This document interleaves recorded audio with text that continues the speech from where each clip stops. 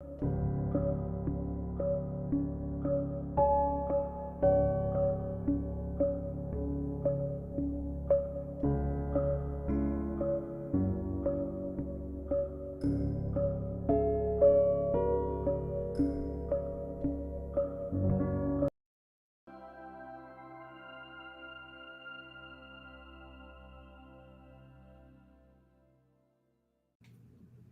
made it.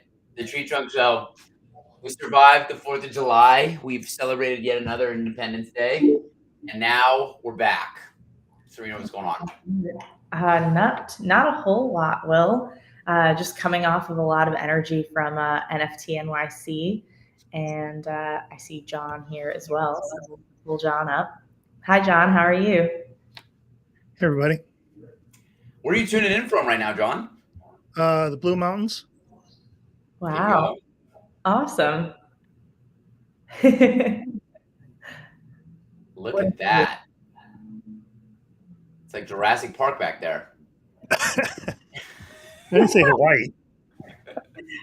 It does. That's amazing. Well, Serena, can we get into it? What went down at NFT NYC? I was living vicariously through the two of you. I know. Well, there was a lot that happened. Well, first we started out at the Baddie Summit and just kind of talked to all different types of people, told them about TreeTrunk. I was on a panel that was talking about partnerships and funding. And then, we had a solid amount of people coming to our booth. I was there with Terrence, who's one of the co-founders as well. And then, at the same time, the next day, we went straight into our panels and our talks. So we had John, Andreas, and Ira all on one panel for TreeTrunk, and it was with Israel Wilson, I believe, and JP Bendoya. And they were talking about standards. So that was really awesome. And then, so many people started coming to all the different booths that we had around NFT NYC and asking about the panel because they were so hyped up about it. So we had a really great turnout. And then I was also on a panel talking about the digital renaissance and how art is changing in Web3. And that was with Ragsy X, with Amber Vittoria, Andrea, but I can't remember his last name, and Ginny Danko. Nice. How was that panel? What were some highlights from that? Oh, wow. It was really cool to see everybody's different perspectives. Andrea actually he's working on a project, and he had a bunch of his stuff up on billboards the whole time during NFT NYC, which was super cool. But I think the main message was talking about how we're going from the background of art being IRL and how that's changing when we're incorporating it into Web3. And so TreeTrunk actually really fit with that storyline. And so I was talking about how, about how like in the real life, we're mimicking that kind of funnel and that process where artists have a manager and a gallery or a museum that they're working with. And that was something that, we were discussing, as well as for them as artists. They were talking about how for the first time, the artist has such a bond with their community and how it's specifically direct to consumer. I guarantee you that was not the words they used, but ultimately it allowed them to connect with their entire fan base and their collectors much more efficiently and effectively. So that was really kind of the ethos behind it. And then Richard had a 10-minute talk that he did on enterprises and brands, basically saying, here are the reasons why you shouldn't use NFTs, and now here's the one reason why. So, I think what we're always trying to do in terms of enterprise and bringing people on board is really to educate first, which kind of goes with the ethos of Web3, do your own research. And so I think the first step is always education. And then from that point on, then you can start talking about the product and start talking about how you can build solutions to these different problems that have arisen. But initially, always about education. I'm just really excited that, McDonald's is going to be putting TreeTrunk NFTs into Happy Meals. I think I'm kidding. Vertical integration, they do it best. I wouldn't doubt that they would have some sort of NFT integration by the end of the year. It's true, like an adult Happy Meal. They, brands always chase the hot thing, and when it's, but they, but they always can fall back on Marvel's Avengers action figures. So Yep. You definitely can. I feel like it's funny to see Taco Bell setting the pace for fast food in the metaverse. I think they did like a 10K generative project or something. I didn't follow too closely on it, but I'm sorry, I just don't get it. I just don't yeah, get it. I don't get it. that's Sorry, not I the was there NFT. for Second Life. I've been a gamer my whole life. I like it very much, but I have to chuckle every time I hear people talk about the metaverse. I'm like, been there, been there. Can you improve what we already had over Second Life and World of Warcraft? Sure, but don't tell me it's something brand new thing. I would love to be able to make money in those metaverses though. Like if you could get paid to play World of I Warcraft, used their to make lives tons would of money. change. I used to make tons of money, and lots of kids used to. They used to make money on me. I used to play this game Eve Online, and I paid tons of money to buy the game currency off of people that had mined or had made the money in game, and I would pay tons of money for ships and mods and all sorts of stuff. I mean, this again, nothing new. What if you own those things though? I think What that's does the it mean use to case. own them? If the game goes out of business, it doesn't really. It's not worth I was anything. thinking that yesterday. I was just thinking Oh, about well, that. you get to transport it to other things. I'm like, I'm pretty sure my Candy Crush thing isn't going to work in World of Warcraft. I just don't get it. Yeah, but you earned it. How the technology improves in terms of all the metaverse gains that we've been making. But I think last year I feel like a lot of the hype was around the metaverse, but the technology wasn't really able to keep up with the hype that it generated. So I'm hoping the hype is able to generate again once we are ready. I think it is going to be pretty cool. Yeah, I don't think so. I Yeah. don't think it's I love technology that problem. I'm I in think it's a between human two problem. thoughts.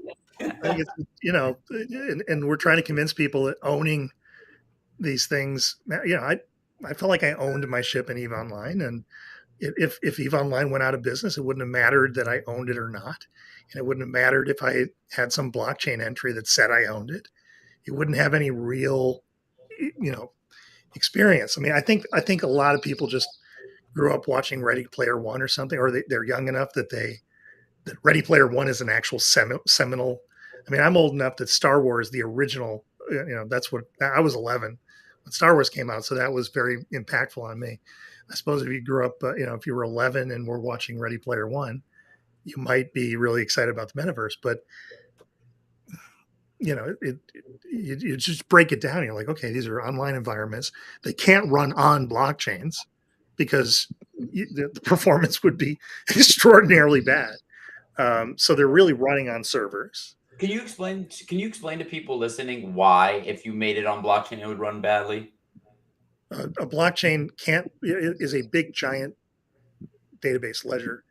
Singleton is what you would call in comp sci, and think about if everybody's reading and writing to the same database, and if that database has to basically keep itself consistent by talking to a whole bunch of machines all over the place over the internet, right? That's slow. And then you have to do that, and then you have millions potentially of people reading and writing. Hey, I just moved here. I just moved here. I just moved here. I just shot that guy. I just collected this item. Doing that millions and millions of people over and over and over again. That was challenging even in the age of grid computing, and just with servers that's hard. Just on it wasn't that long ago you had to write all this stuff in something deep like C or C++ at the most, because even an interpreted language like Java would be too much to not get the performance experience, right? Even a millisecond extra of mouse lag will make people hate your game, and they don't even know why they hate it, right? So imagine every time you move somewhere, the blockchain had to update. And you say, well, I've got they'll do faster blockchains. There's a certain limit to, if it's a blockchain, there's a certain limit to how fast it can ever be under the laws of physics. unless it's not a blockchain anymore. And which that's my prediction is that we go back to basically cloud, but we'll call it blockchain for branding purposes. I was gonna say the blockchain could be.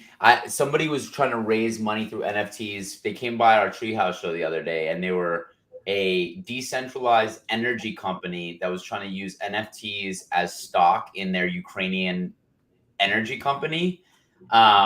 Yeah, no, but what I found fascinating about, and I said to them live, I was like, I really hope you're not a rug, because, but I was like, this is gonna scare so many people, and but I thought it was a fascinating way for the gaming world to develop, where instead of it being like we're gonna build a metaverse, it's like buy this NFT and you become a shareholder in the gaming company, and then but that's gonna get crazy as far Yeah, as don't tell Mr. Gensler in the yeah. SEC.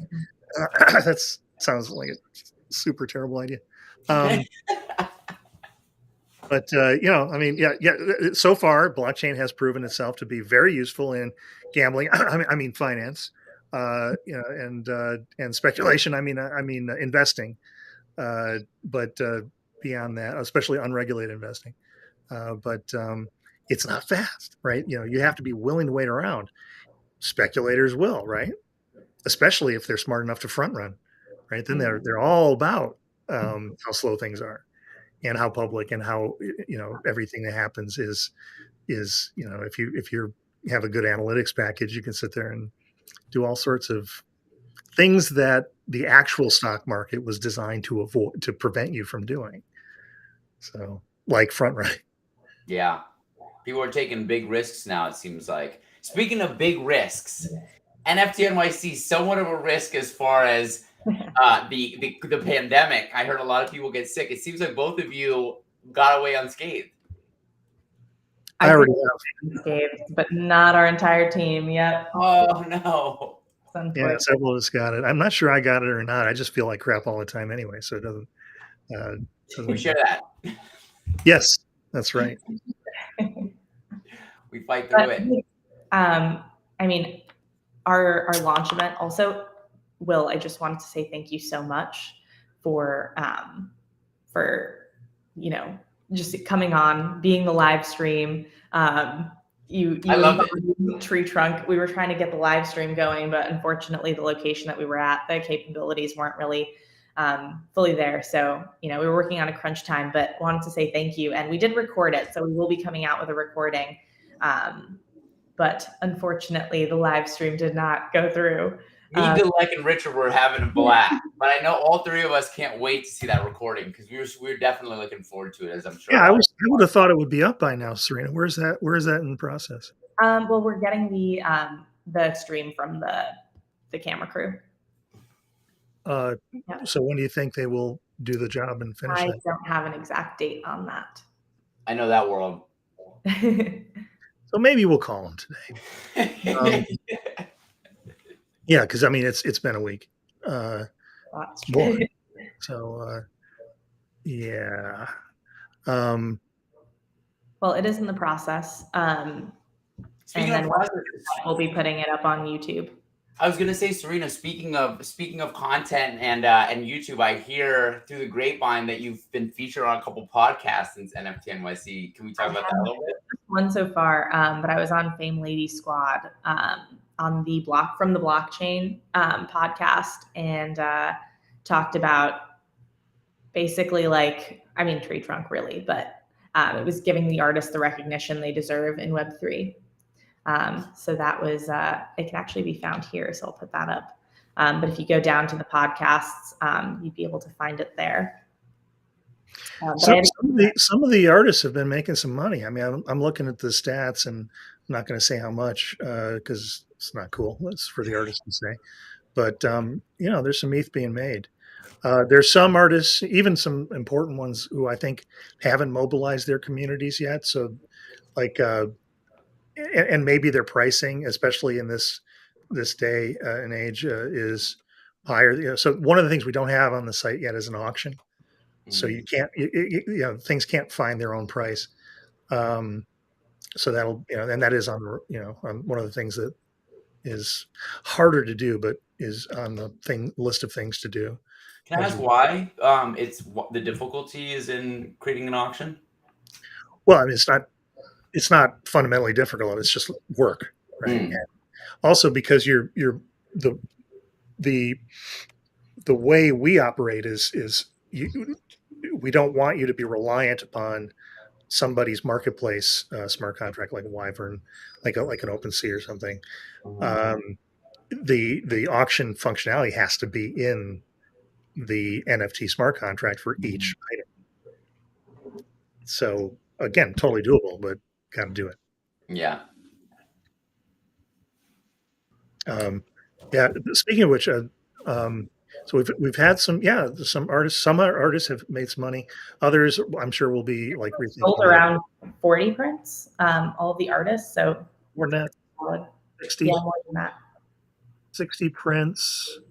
There's 188 listed for sale. And yeah, people have made royalties. There's been about 25 have actually already resold, which is interesting. And yeah, that's there's been 454 created prints, but only 188 have listed. Mm. Maybe there's some strategy there. That's right. And the question is, we have what, 19 artists? We decided last minute not to open that up for. The boss decided not to open that up for anybody to come in.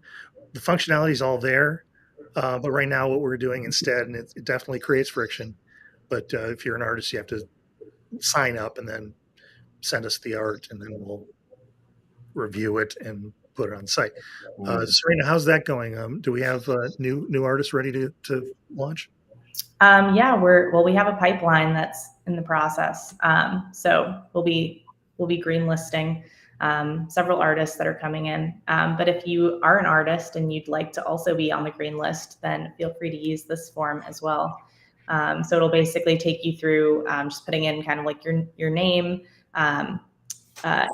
your artist name, the title of your project to your public key, and then uploading your project on there. And then once you get the green light, you go. And right now the file types are JPEG, SVG, PNG, and GIF. Yeah, we're working on MP4. What's when do you think the next tranche of artists will show up on the site? Well, we have some pretty big meetings coming up today, so I think after that we'll know more. Okay. Can't talk about those at all. Those are. I mean, we do have artists that have joined the green list, so we'll be starting that rollout. Yeah. Yeah. When will those folks get notified that they can do their thing? This week. Yep. Amazing. Well, we're probably going to have some amazing guests on the show this week for the Treehouse show, and I'm sure by the end of it, they'll be wanting to be on the TreeTrunk platform as well. We had some really, really profound conversation during the week last week. And if anyone's listening right now, if you want to join either as a guest or as a listener, it's 4:20 p.m. every day, Pacific time, 7:20 Eastern.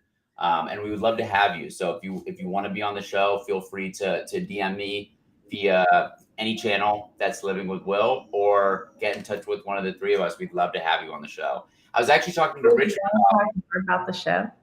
Yeah, 100%. Well, so we originally it was an AMA series, and we were talking with some really amazing artists, and we're going to continue that style. But I thought a way to engage with the Web3 community more, since this is all about community and artist empowerment and activist and entrepreneur empowerment, that daily shows would be slightly different from each other.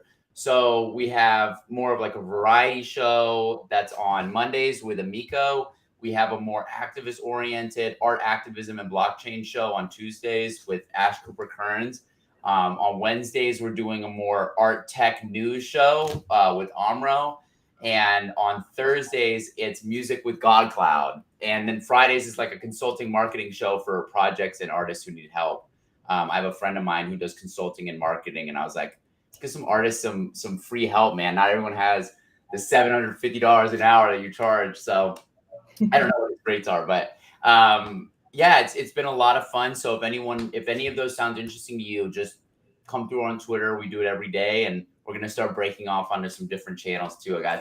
I try to keep some things under wraps as well. I don't share every update with the TreeTrunk team, but it's all good fun because we're trying to put on a show for you all and trying to put on a show for us as well. Good stuff though. Last week we had some wild. The Art Tech and News show was a hell of a show. We went through AI. We talked about the Senate hearings. I don't know if either of you have been watching those, but some wild stuff happening in the world right now. Absolutely. Yeah, I'm already selling, Senate hearing NFTs. It's really cool. It's a big new business model. Will, I'm curious. Oops, I got some background noise there, but what do you think is so clearly the way the philosophy behind the EIP 4910 and tree trunk stuff is less about speculating on digital assets and more about royalty rights management, royalty management, and buying things you care about and supporting artists, which sounds great, but clearly the reason why a lot of people know about NFTs is lots of speculation over the last year. That's a very different mental model, and I think the question is how long, or will it ever be the case that how long will it take for that different mental model to get in, and does it sustain? I mean, I think about I don't even want to call it NFTs anymore. Like there are legit IRL artists that are getting on the site, like Robert Mars. They make 30 grand a print or a painting, real painting, right? With real buyers of real paintings. Not that digital art isn't real; it's definitely real. So the question is, the people that buy from them don't like hearing about them being on an NFT. I'm like, don't call it an NFT. Call it your rights, your rights records. I'm just, here's your print. Here's your actual real painting, and here's your permanent record of rights. And one of those rights is to reprint or whatever rights that the artist gives you. So I wonder if we ought to be changing the idea. In fact, I have a mind to go to the press and say, yeah, NFTs are dead. Long live creative commerce. Right? Why are we calling them NFTs? Like that's the thing, the technology. It's not the technology. Use the right technology for the right job. NFTs distract us from what's important, which is the work and buying the work or supporting the artist. Right? Yeah, you really can't cost them anything. Yeah. So I think creative commerce is a lasting idea, just like e-commerce was a lasting idea. How many companies with the word web in their names survived the .bomb? But there was a lot of e-commerce, Amazon being one of them, right? I wonder if this is, after speculation on NFTs dies off and people get a big hangover over that, but people still need to sell their art and make money and be collectors and make money on that and get royalties and solve the first sale doctrine problem, all those things. That's creative commerce. And that's been going on for forever. I just wonder if there's as much money or as much spectacular money, right? You just don't hear about the $69 million JPEG, right? I think you put it perfectly. One, I think that differentiation has to occur like on a personal level where people realize the difference between NFTs and creative commerce and that there is a difference. And then I'm with you, man. I think you called it the hangover, the headache. Like I think the pain of the over speculation, people got to go through that kind of capitulation, like lose a little faith and then realize, oh, I was in it for art, not, gambling. But people need to wake up to that. They weren't in it for art. A lot of people were in it for the gambling. I think a lot of people weren't.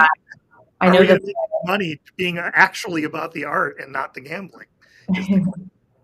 that's true. I mean, on the artist side, I feel like the term like creator economy really took off because it enabled artists to make that income directly to them, as opposed to having to go through all of these channels, and at the end they're left with not much of their own profits. Right. That's what matters. Yeah. I'm starting. I read an article about Artsy. I don't know if anybody's, but Artsy's been around for a while. They make a lot more money for artists than I ever thought. But it's again, it's not spectacular. It's not $69 million for a JPEG. And I wonder if that's not the real competitor, or the you know that's where TreeTrunk is really playing, is in a more efficient or more advanced Artsy, as opposed to yet another NFT. I think the timing is perfect because right now the I've been describing the NFT. It used to be the NFT community, and I think now we're seeing like a crossroads moment where some people are going, they're about the art, the one of one route. Art's coming back, collectors are coming back, and I'm seeing it kind of in the influencer conversations too, where they're starting to talk more about one of ones. I think because they're not seeing the money they were seeing off 10Ks anymore, and they're waking up to that. And then the speculators and the gamblers will go that other pivot, and they'll just keep gambling and keep doing 10Ks, and that model will evolve into whatever. But I Well, and think the third route's tickets, right? Or what a lot of people yes, call utility. hmm Tickets, really. I yeah, mean, I don't know any other kind of utility I've seen. It's tickets, right? You get access to a thing with a ticket. hmm And these are extraordinarily expensive, inefficient, and odd way. Not right now, very friction filled way of getting a ticket to something. But I think that's the other way to go, right? totally. And there might be some element that they all blend. Some artists might do 10Ks and do one of ones and have tickets that give them early access. I mean, that's I think creator economy and artist empowerment. That's like where the I think where we're all trying to be at. And to the people that are gambling and speculating, be careful, y'all. Just don't fleece grandma. I think hashtag don't fleece grandma needs to make a comeback. And don't fleece yourself. I mean, the amount of money I've lost trying to chase the dragon with some of these NFT projects, it's not worth it. So be careful, y'all. Invest wisely because some of it is. I'm curious to see what Anybody happens. telling you that you're going to get rich quick is Yeah, getting rich quick on you, yeah, and you're yeah, going to get poor quicker. yeah. Your exit liquidity. Someone said that on our tech and news show, we've been Matty Mo. taught to be exit liquidity, and we got Yeah, to work on that. right. The tree A trunk is lot a of way you have of said that. making money on art without making somebody else your exit strategy. So, what are your thoughts on that question? Like where we are right now and kind of this NFT versus creator economy conversation. What do you think about that? I mean, I think we've definitely seen a shift in, like, I think you're right with it shifting into more of the one of one. And I think a lot of people are dropping off who were a part of those PFP projects. Um, and, that's not to also say that that's from the media as well, because there are so many really cool technology companies that are doing cool things right now and building. But unfortunately, it's getting kind of looked over because of all of the stuff that's coming out right now in terms of speculation. But I guess that is more fun to write about, so that's what's kind of taking the headlines. But I think we will see that shift coming in with these major artists who are more serious artists and want to be creating digital art and selling digital art. And so if right now NFTs is the way to do it, then that's where they're at. I think it's so sad that NFTs is such a taboo term in some circles. Like some artists are afraid to even say the word for Yeah. jeopardizing their career. That's why I think, John, you might be onto something like creating some new terminology. Like, Saying I'm selling NFTs is kind of like saying I'm selling paint. Right? There's a famous distributed systems, really the father of distributed systems, progenitors of a guy named Leslie Lamport, and he says that to learning how to program by learning to write code is like learning how to write a novel by learning to type. right? That it's, it's not about learning, learning to write code. It's about learning about algorithms and things. So I think in a similar way, saying, "Hey, I'm selling an NFT," is like saying, "Hey, I'm selling you a sales receipt." I'm like, no, I'm selling you a MacBook, not the sales receipt to the MacBook. So we're putting the emphasis on the wrong thing, just like we did with the web. It was like, oh, the web. No, I'm buying a book. I just happen to be doing it over the web, right? Well, that was also why, like with Crypto Jeweler, he was in one of the Twitter spaces. Well, I think this was like 2 weeks ago or 3 weeks ago. And I remember we were talking about the bear market and digital art specifically, and not using the term NFT, but we were talking about digital art and how even though NFTs might be going through whatever they're going through, digital artists aren't going to stop creating digital art. So I feel like that's the biggest part of this. Yeah, the real question though, and the one that worries me is digital art has always been a rough business to make money in, to not just to even put food on the table with. Van Gogh would be a good case in point, right? Starved, died in poverty. So many artists, musicians, and others, die in poverty, and then make a bunch of collectors a lot of money afterwards, right? So the best thing you can do to sell your art is die, apparently. Uh, and it sounds gruesome, but it's a well-known joke in the industry. So the question is, can we change the basics of that?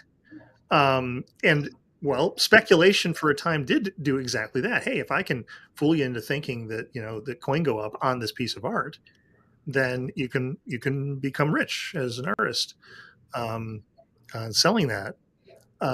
But the point is, but people kind of get wise pretty quick, and yeah, as dips happen, you say, "Oh my God, I was somebody else's excellent liquidity. I don't want to do that again." So it kind of dries up pretty quickly. So then the question is, what is a sustainable way to change the economics of making a living as an artist? And again, I think that the more than anything on blockchain that I think has really shown that is something like Patreon and stuff like it, GoFundMe and some other things have enabled creators to do their work and not have to go sell out and work for something else. Um, and that's great. I mean, that's one way of doing it. Is royalty management a la TreeTrunk another way? That's obviously what we spent all the money to build to do. The question is, can we break out of this NFT kerfuffle and see if we can actually change that thing? But if it really was always just a gambling game, then then artists are left with trying to sell the value of their art, and maybe that is a fundamental problem. Mhm. Only so many people have the money to spend on buying art. Only so many people care about the art, and only so many people have the ability to be a distributor of the art. So that's the gamble. One of the things that I seen at the beginning of this like crazy wave was when the Board Ape Yacht Club, and I think people are kind of on the fence whether or not it's fully that you get the IP, but the conversation around copyright and commercial use. That's where I think a lot of artists are going to start seeing more success when things kind of when the market's kind of calm and people start getting their confidence back. I think artists who start giving collectors more rights, like I've seen a lot of musicians finding success giving pieces of their masters to their collectors, and I know a lot of artists don't want to do that, but I think it's a change that is an inevitability now that the Board Ape Yacht Club did it, and we're like, look, you buy this, you own it, you can make a brand around it. They got like Board and Hungry now in Long Beach has Board Ape everything, like Board Ape burgers and fries, and that I think is going to be huge for a lot of artists and artists listening. Like, if you start giving commercial rights to your pieces, hit me up. I'd be interested in looking at some of it because for me as a collector, that's what I always look for first. Is like, are they going to let me use this for maybe I want to put it on clothes or maybe. And I think that's kind of where I see the genius of the TreeTrunk model is that it lets people become art dealers, which is a really, that's one of those cultures and professions that's been behind a gate for so many years. And you guys have kind of broken that gate open. I'm curious to hear what art dealers think when they start hearing about TreeTrunk. Like, oh, you did what? Well, Serena and I have a common acquaintance that is a pretty famous collector, and they tell me that they usually spend the extra money to buy the copyright off the artist as well.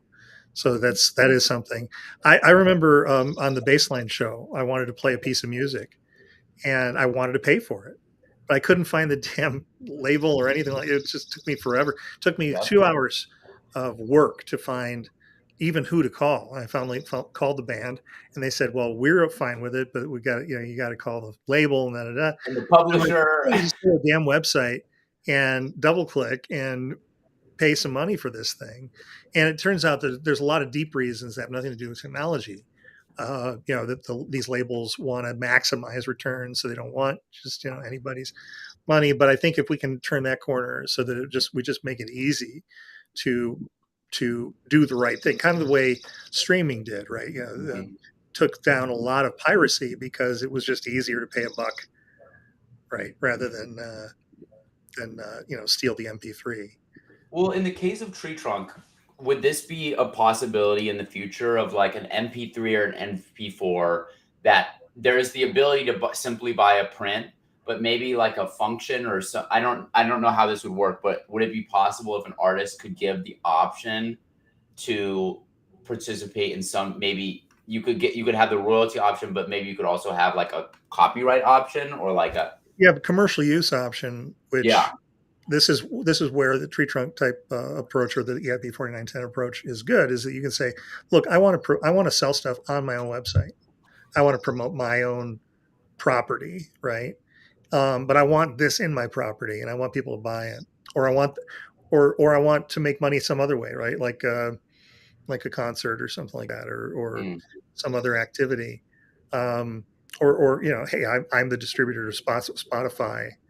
I could just I could automate that rather than the way it's done today with a lot of craziness. And so if you do it that way, you don't have to just make money in Tree Trunk by selling prints. You can also attach a revenue stream to a print or the record, the NFT. And then again, you've instrumented the automated royalty flows to the appropriate people.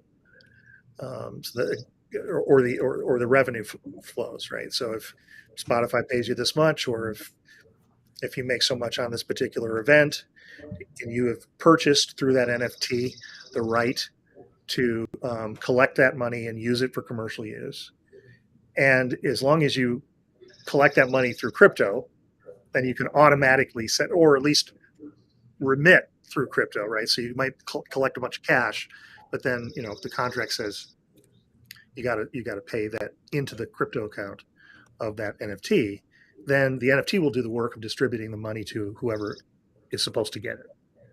So could you change that then generationally? So like let's say I'll use this piece, right? So let's say I put this on Tree Trunk, right? And Gen 1, I was like, these people can create 10 prints, but they can also repurpose this for derivative rights, but Gen 2 can't. Is that's function that's something that you could do? Yeah, totally. And just the way we did it with prints and the tree like print structure, you can you could do any other kind of restructuring. Mm. If you know how to write a smart contract, you can take the open source 4910 and do all sorts of crazy stuff with it all around that theme. Where is a place where folks, maybe some artists that are listening that want to do that but don't know how, where can they start learning things like writing smart contracts? Uh, if you're an artist, focus on your art. Unless you're really into code, in which case you're a Cody artist, and I want to talk to you. But most great artists are focused on their work. So focus on your work, and then find somebody to help you out. I mean, a lot like Logic has a buddy that does a lot of this coding, and I know that Brandon Bro, I think, maybe not Brandon Bro. There's several of the artists have coders that work with them. I was trying to remember. Logic's coder's got an amazing name, as he's like an artist coder. I don't want to take the time to find it right now, but shout out to him. He's a great guy. I hate that I'm blanking. One of my least favorite things is when you know someone, their name's on the tip of your tongue, but you can't remember it. That's the worst. True. Serena, you masterfully keep in mind all the OG artists. When we were going down the list, sometimes I was like, how you remember all their names is beyond me. But they're also talented. Eventually, once I saw the work, I'm like, yeah, this makes sense. Some incredible. What are some works that the two of you are eyeing on TreeTrunk right now? Oh man, actually, off the top of my head, I'm not great with the work names, but let me pull it up and I can tell you. I love that Logic piece is awesome. Logic, yeah, the one with the rocket. That's pretty cool. I'm a huge energy fan. It was really fun to see Blaine Thurier's work up also. Avatar Picnic. Super cool. Yes. I was talking about that last show with John. Avatar Picnic That's his first NFT. I love it. Bye. Yeah, no. On that one specifically, y'all take your time buying that one. Let Will get some savings together so I can be one of the 5. Because he only has 5 prints on that one. Yeah. Well, so far. I am astounded. I think that the Nyla Hayeses, I mean, those are valuable, I think. They're Nyla Hayes. You know, I was saying Nyla Hayes. I'm pretty sure she just did a collab with Cadillac. I forget what car company she did a collaboration with, but I feel like she's got proper representation now. Like CAA or someone must be on her team. Yeah, no, yeah, she's with CAA. Yep. And she's getting CAA was a great partner for us. Several of their artists are on TreeTrunk right now. We knew Nyla before, but because she's younger, we wanted to make sure to go through the right channel, so we worked with CAA on that. Love that. But I mean, have you seen that piece? It's powerful. It speaks to you. It talks about it. You know, you can just I always say that, you know, an artist or a photographer, they need to be saying something, and she says something with her work. I'm telling that to my daughter, you know, she's a pretty good artist. I'm like, but she's still in that sort of paint a pretty picture phase. And I'm like, hey, pretty pictures are fine. You got to say something. Nyla Hayes says something to you about power, about personal strength and dignity. It's beautiful, beautiful work.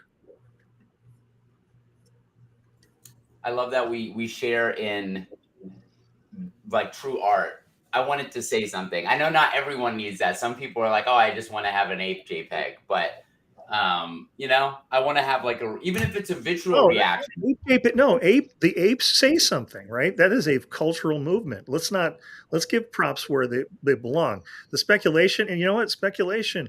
This is a period of basically the world has become a mass casino. And that is a period of time in history. And the apes are emblematic of that. They caught the zeitgeist. There is something valuable in that. A great point. When Keith Allen buys a thing, he's buying it because he's trying to catch the zeitgeist. And so I think there's nothing wrong with that. Telling people that they're going to make a lot of, you know, they're going to be rich off of the bigger fool, that's where you lose me.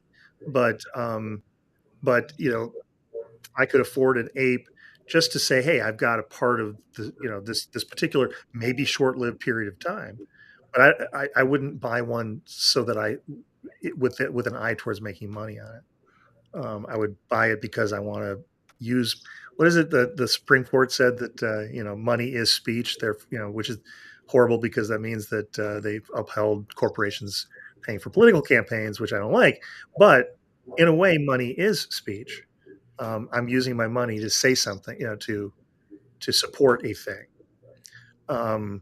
I'd rather support Nyla, but Bored Apes is legit from that perspective. Matty Moe would tell you that he's not, you know, Rembrandt, but he says something. He's making a statement about. It's a very recursive kind of a meta statement. He's making a statement about the statement.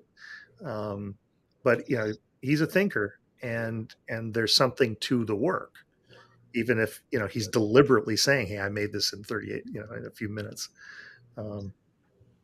I love it. Well, to the BAYC, I will say it. It happened live on camera. So I was wrong. I changed my opinion. It is art. You made a statement. You know It's what a though? state. That's what I love about they did make a statement. If people are talking about it, Yeah. what do you think about Ryder Rips? What do you think about the guy who changed the angle that they face, and made it? Because his whole thing was, if it's an NFT, it's non-fungible. I can't recreate it. So he had the apes facing the other direction, and is now being sued by Board Ape Yacht Club for copyright infringement. I want the NFT of the actual suit filing. That would be the statement. They should I NFT love that. the suit filing. Yeah, maybe we should get Ira to our good lawyer friend to turn the actual suit into an NFT. That would be something. That's great. There was a day where the Facebook URL was up for sale. It was like facebook.com was on like GoDaddy or something. And I screenshot that image and I listed it as an NFT. I was like, I can sell you the image of Facebook being for sale. The one screenshot I wish I still had was the one where I was going out to dinner. This is in like 2010, and Uber was really early, Flywheel was really early, and I got in a limo, and was an Uber limo, and we went downtown. I was talking to the driver, and the city had just put an injunction on Uber that said any driver caught using Uber had to pay $2,000 fine. And I said to the guy, "What? Are you worried about this?" And he's like, "Oh, you're lying. That's not a real thing." And I was like, and that kind of pissed me off a little because, if it were me, I'd be making sure my drivers knew. Um, and I said, dude, I work with the city. I know. And about an hour later, while I was at dinner, I got this text from Travis Kalanick, the CEO of Uber at the time, that said, "I hear you have a new job with the city," which means he was able to look up who was in that limo and call me, or send me a text. Which I just wish I'd get that particular screenshot. I might be somewhere. I just haven't found If it you yet. find that, we need to show that on the show. I definitely want to NFT that. We got to get him on the show and get to the bottom of that. How did he get to that? He must have been doing a deep dive. Somebody from customer support was like, "We hear from the Yeah, city." the driver called dispatch or called Uber and said, "Hey, what's the deal here? There's a guy in my car that's saying that I'm going to get sued or get hit by the city." And I don't remember what I wrote back. I was like, I said some snarky thing back, like, "Yeah, it's a great job" or something like that. I love that you had a point to prove. Yeah. Well, do we have any final updates that we want to get people to? I know today, if you all want to come join us, like I said, 7:20 Eastern, 4:20 p.m. Pacific, we'll be back with Ash, talking all things art activism blockchain. But do we have any upcoming TreeTrunk announcements that we want to get to before we start winding down? Do we want to go through the Google form and show artists how to sign up? I feel like it's a bit self-explanatory. I can put the link up again, but it's really just your name, your title of your project, and your project upload, and then that starts our green light process or green list process. Since we were moving away from other terms, so yeah. But also subscribe to the YouTube channel. We will be bringing artists back in again very soon. Just a lot of energy coming off of NFT NYC. So the amount of phone calls I've had with artists being like, "Hey, do you want to come on the show?" And they're like, "I would love to. I have COVID. I would love to. I'm decompressing. I'm an introvert and I've expended my human energy resource." I'm like, "Take your time. We'll be here." And for anyone who saw the Google form and wants to sign up, it's also on the website, TreeTrunk.io. So you can go there and that's where you'll find the Google form. Just click on, I think it's red. I forgot what the exact. Upload your projects here up top. Remember, go to treetrunk.io, buy prints, make more prints, sell them to your friends.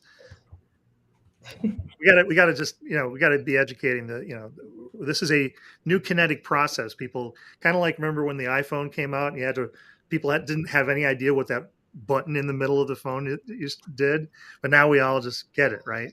And then they changed it, so you had to like swipe up, and then we got that, but we had to learn. So now we have to learn, buy things we like, support artists, make prints of the thing we liked, sell the prints.